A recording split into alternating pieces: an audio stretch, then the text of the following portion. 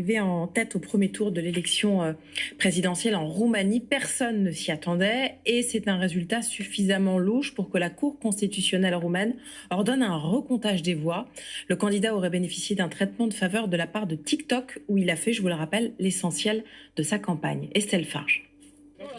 Voici Călin Georgescu, le candidat pro-russe d'extrême droite arrivé en tête de l'élection présidentielle roumaine le 24 novembre dernier, à la surprise générale et avec près de 23% des voix. Virtuellement inconnu il y a quelques mois, celui qui a réalisé une campagne quasi exclusivement en ligne cumule aujourd'hui plus de 5 millions de likes sur TikTok. Mais alors, le réseau social a-t-il favorisé ce candidat plus qu'un autre? Oui, selon le Conseil suprême de la défense nationale. Réunie aujourd'hui, l'autorité dénonce un traitement préférentiel auquel le candidat aurait eu droit. La visibilité de ce candidat a augmenté de manière significative par rapport aux autres candidats reconnus par les algorithmes de TikTok comme candidats à l'élection présidentielle. Leurs contenus ont donc été massivement filtrés.